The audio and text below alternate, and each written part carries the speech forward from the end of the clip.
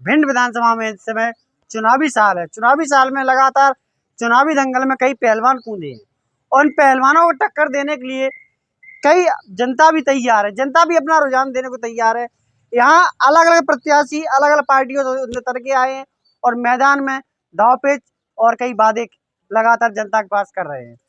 अब इस समय हम आम आदमी पार्टी के प्रत्याशी राहुल से बात करेंगे और इनसे हम बात करेंगे आखिर भिंड शहर में लगातार चुनावी राजनीति में जिस तरह आपने दांव खेला है, क्या आप भविष्य में क्या जनता के पास रुझान लेके जाएंगे, क्या वादे करेंगे?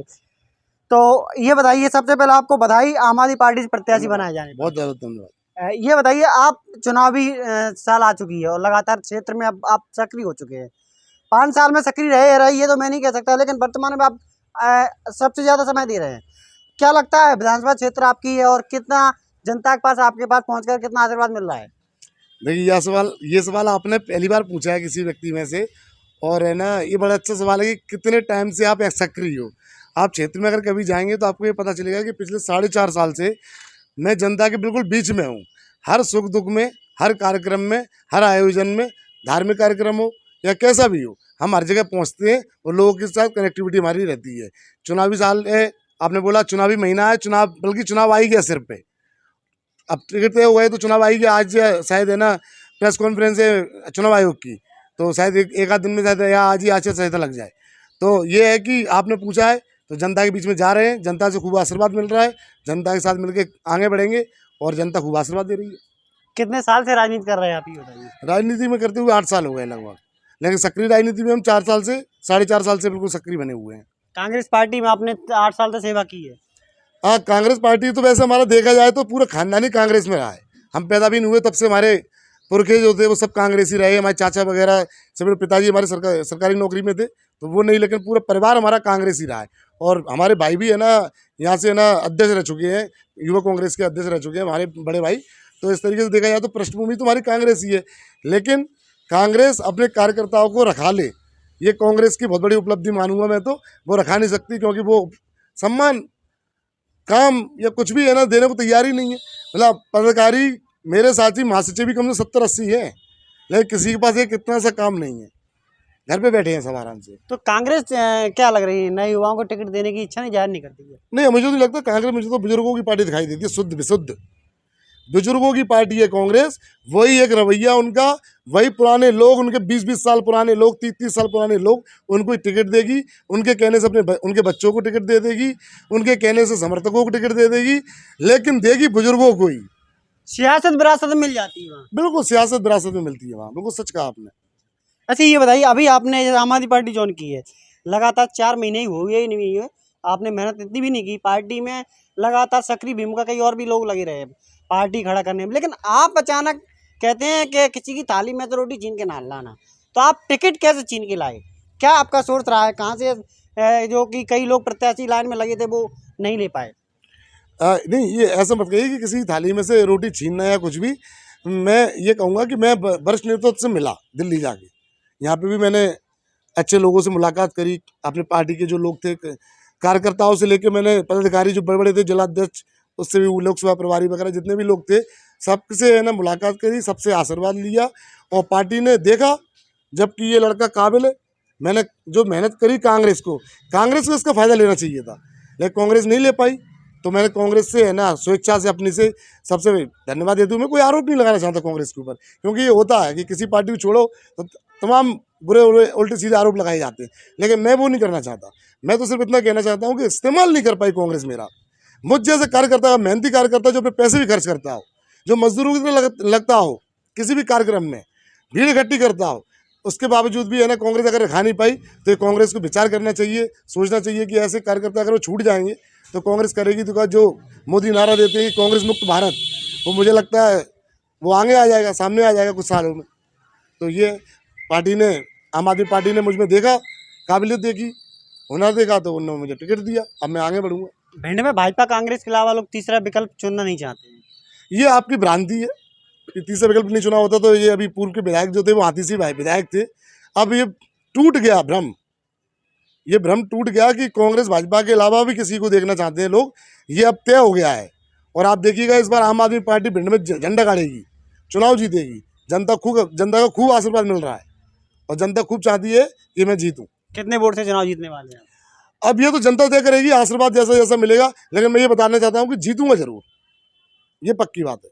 जयदीप फौजी का नाम लगातार सुर्खियों में रहा है, काफी मेहनत की है और उन्होंने टिकट की आस लगाए थे, और अब वो क्या लग रहा है, आपसे नाराजगी या बेतरगात कर सकते हैं आपके साथ? नहीं, मुझसे तो कोई नाराजगी नहीं, मेरे बड़े भाई है, कल भी उनका जन्मदिन था, मैंने उनको है ना बधाई दी, उन्होंने मुझे आशीर्वाद दिया और कोई नाराजगी नहीं। वो तो अब चलता है, देखो उन्होंने थोड़ा सा काम किया, मेहनत की, तो है ना उनको उम्मीद थी कि पार्टी टिकट देगी, लेकिन पार्टी ने मुझ पर भरोसा जताया, तो वो भी हमारे बड़े भाई हैं, नाराजगी किसी से नहीं है। ये तो पार्टियों का मैटर है, पार्टी ने जिसको समझा, अब टिकट तो एक ही देना था, 4 टिकट तो एक पार्टी देती नहीं है, तो वो बड़े भाई हैं, 1-2 दिन में हमारे साथ आएंगे, काम करेंगे। भिंड में अगर जनता आपको चुनती है तो क्या जनता को वादे करेंगे आप जाके? देखिए, मैं आपको ये बताना चाहता हूँ कि जनता आज तक भिंड के इतने सालों के इतिहास में अभी तक जो जीवन यापन की मूलभूत आवश्यकताएं, उनसे मैं हर बार ये कहता हूँ, उनसे है ना वंचित है। जैसे बिजली, पानी, सड़क, ये सब, शिक्षा व्यवस्था, स्वास्थ्य, रोजगार, सब व्यवस्था यहाँ पे फेल है। और आप देखिए कि हमारे पूरे मध्य प्रदेश में सबसे पिछड़ा जिला कोई अगर होगा तो वो भिंड होगा।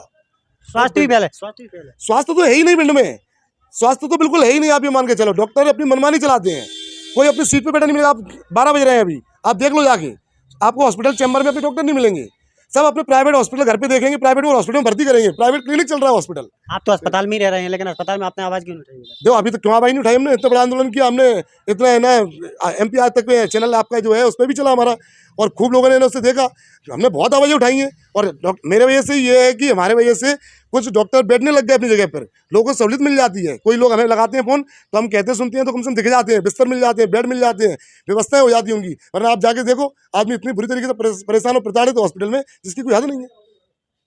अच्छा, आगे अगर जनता के पास आप क्या नया देने वाले हैं? देखिए, मैंने बताया कि मूलभूत आवश्यकताएं जो है, कम से कम वो दूंगा मैं उनको, उन पर सबसे पहले काम करूंगा, बारीकी से काम करूंगा। रोजगार की व्यवस्था, बिजली की व्यवस्था, बिजली सड़क की व्यवस्था, ये सारी व्यवस्थाएं लोगों को देने की कोशिश करूंगा, पूरी दम से कोशिश करूंगा। मैं कोशिश करूंगा कि जो बाहर हमारे नौजवान काम कर रहे हैं, उनको यहीं कहीं रोजगार मिले, भिंड में ही काम करें, भिंड के आसपास काम करें, कि मतलब घंटे 2 घंटे 4 घंटे में अपने घर पर आ जाए कम से कम। ऐसी व्यवस्थाएँ कोशिश करूंगा कि यहाँ पर बने, आसपास बने हमारे। तो ये सारी काम करूंगा, लोगों के लिए काम करूंगा। लोग जो आप उम्मीदें लगाएंगे, उन उम्मीदों पर खरा उतरने की कोशिश करूंगा। भिंड में इंडस्ट्री एरिया के बारे में बात करें, अभी तक इंडस्ट्री एरिया ही नहीं है, लोग कैसे रोजगार लेंगे वहाँ के? ये बिल्कुल आपने सही कहा कि कोई भी नेता आज तक कोई इंडस्ट्री लेके नहीं आ पाया। कितनी शर्मनाक बात है ये, ना इंडस्ट्री लेके आ पाया, ना जो इंडस्ट्री है उनमें काम दिला पाया।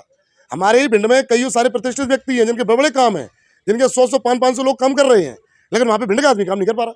वो काम कर रहा है, वहाँ पे मजदूर जो लगे हुए हैं या वर्कर जो लगे हुए हैं, वो सारे बाहर के लोग काम कर रहे हैं। ये विश्वास कोई नेता, हमारे यहाँ पे जो प्रतिष्ठित लोग हैं, जो व्यापारी लोग हैं, बड़े व्यापारी लोग हैं, उनको ये भरोसा ही नहीं दिला पाया कि हमारे भिंड का व्यक्ति भिंड में काम कर पाएगा। यहाँ पे बिल्कुल अब ये है कि कोई व्यक्ति काम करने लग जाए, उसकी आप सिफारिश मत करो, उसके ऊपर अपने काम करने दो। अगर कोई मालिक चाहता है कि उसका काम करने वाला व्यक्ति उसके इच्छानुरूप काम करे, तो उसको काम करने दो। अगर वो वेतन काटना चाहता है, वेतन काटने दो। अगर वो कोई मक्कारी कर रहा है, वो एक्शन लेना चाहता है, एक्शन ले, उस पर नेतागिरी मत करो आप। नेतागिरी सिर्फ इतनी होनी चाहिए कि उनको काम मिले। यहाँ पे जनता के आगे जातवाद पे वोट मांगेंगे या फिर विकासवाद? देखिए, जातवाद तो हम करते ही नहीं हो ना, कभी हमने इस बारे में सोचा है। हम तो विकास की बात करेंगे। अभी हमने कोई विकास, हम तो कभी प्रतिनिधि रहे नहीं है, पहली बार हम चुनावी दंगल में हैं, और चुनावी दंगल में हम ये बात बताएंगे कि हम क्या करने वाले हैं, ये लोगों को समझाएंगे। विकास तो हम करेंगे। आप देखिए, पहले जो लोग रहे हैं, जो आज फिर से खड़े हो गए हैं या खड़े होना चाहते हैं, वो लोग क्या कर रहे हैं, वो पहले से प्रतिनिधि रहे हैं, उनको सबको 1-1, 2-2 मौके मिले हैं, 4-4 मौके मिले हैं। ऐसा कोई व्यक्ति नहीं जिसको मौका नहीं मिला हो। उनने क्या विकास किया है कि उनको है ना जनता पसंद करे, ये खुद पे जाके बता दें। उनको सबको मौका मिल चुका है, वो करके दिखा पाते अगर तो दिखा देते अभी तक।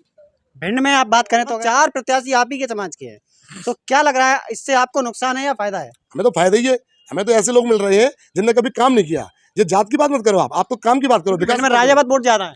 हाँ, वोट ज्यादा, सबके 2,71,000 वोट है, तो राजावत का वोट ज्यादा है, 55,000 वोट है, तो बाकी के वोट भी तो है। और जनता विकास देखेगी, जात नहीं देखेगी। कांग्रेस ने ब्राह्मण उतार दिया, तो कहीं ना कहीं ऐसा लग रहा है कि कांग्रेस को फायदा होने वाला है। नहीं, किसी को कोई फायदा नहीं मिलेगा। कांग्रेस तो कॉन्टेस्ट में ही नहीं है, आपको हम बता दें। कॉन्टेस्ट तो होगा अच्छे से।